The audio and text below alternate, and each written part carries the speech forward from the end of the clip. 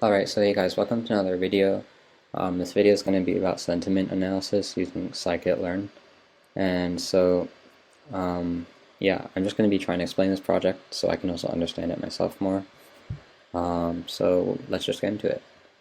If you're wondering about the dataset I'm using the IMDb movie review dataset, and it's essentially this large dataset of movie reviews where each review corresponds to either a 0 or a 1.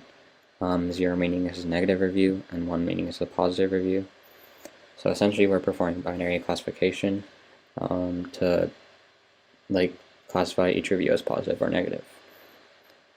Yeah, so I have that review here in my data folder. It's in a very large CSV file, which has a text. So yeah, which has I'll just wait for it to load first. Which has a text column, which is actual review, and then the label, which is the 0 or 1. So yeah. So we can now talk about the code now. So you want to prepare your data, and then so you could use like pandas to read the CSV file, and then convert that into a data frame. And then once you have your data, you want to like split it up into a training portion and a testing portion. So in this case, I just chose a pretty arbitrary number. I just chose 1/4 of the data to be used for testing, and the other 3/4 to be used as training for training the model.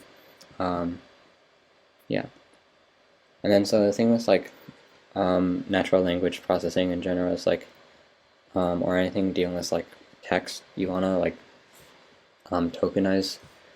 Yeah, you're probably gonna have like some tokenizer to like split up the sentences into words, into just a list of words, and then you can like use like embeddings to like convert those words into numerical representations somehow.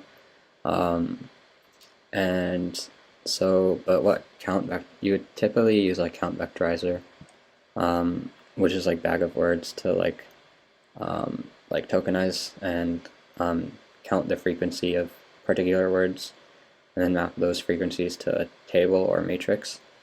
But then an issue is that you would be like having like all these like pretty like meaningless words like the, of, at, on, a, because like those are like very common words used in sentences, but they don't really convey anything. So then that's where you would use TF-IDF transformer to reduce the weights and biases on those common unmeaningful words, and therefore you could focus more on like unique meaningful words. Like for example, for a positive review you might have like awesome or amazing or best in the sentence, and you would want to focus more on that.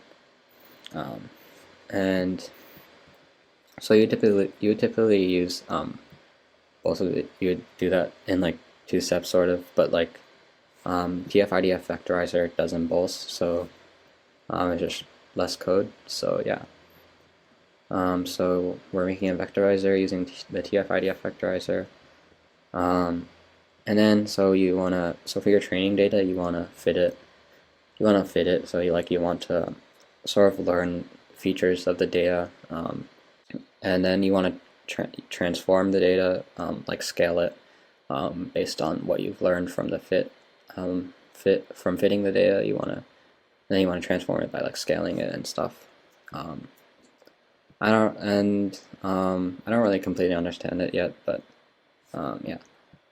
So and then for testing, you don't want to fit it because then you're basically cheating, because you're learning the features and stuff from the data, from the unseen data you're supposed to use for testing.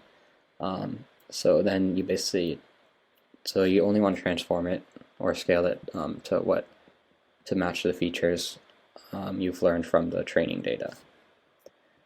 And then so for the classifier, I'm using multi-layer perceptron, and so multi-layer perceptron is like the most basic neural network. I'm pretty sure it's like It's a feed-forward neural network, and essentially it's based on like the perceptron, which is like sort of like a neuron meant to resemble like our human brain neurons, which is like really complicated, I guess. But I mean, I don't know, but it seems really complicated to me. But like, anyways, yeah. So multi-layer perceptron classifier.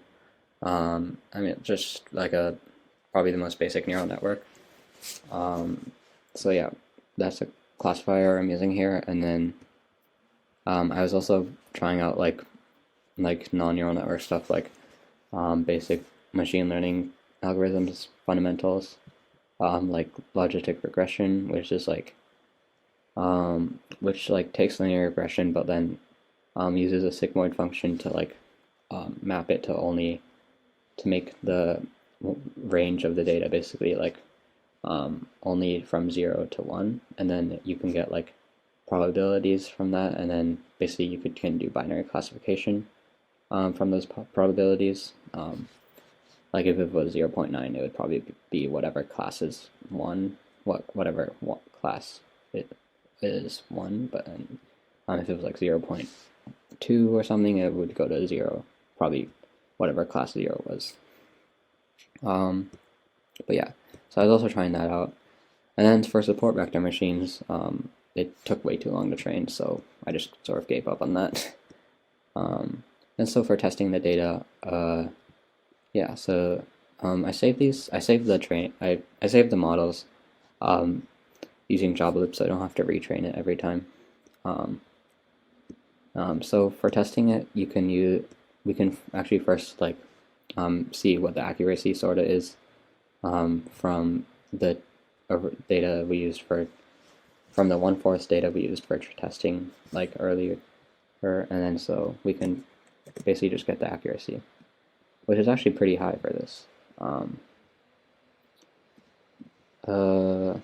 Maybe if I use, okay, so we have the classifier log. I didn't save this to anything yet, so we'll just run that. Yeah, this one's pretty fast. This took 28 minutes to train, but so we can do like y prediction is equal to classifier log dot what dot okay, dot predict, right? And then print accuracy. Hopefully this is how you do it. Accuracy is 0.89. That's pretty good for, wait, that's even better than the multi-layer perceptron. I don't know, maybe I'm doing something wrong here, but predictions. And then so yeah, so that's basically for the seeing the accuracy, but then if you want to just create some unseen data, like we can modify, we can just create random sentences like, this was the best movie I've ever seen.